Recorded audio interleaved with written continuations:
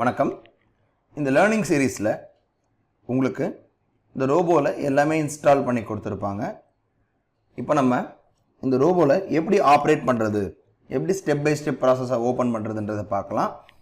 இந்த வீடியோவில் ஃபஸ்ட்டு நம்ம 3 விதமான சாஃப்ட்வேர்ஸை ஓப்பன் பண்ணணும்.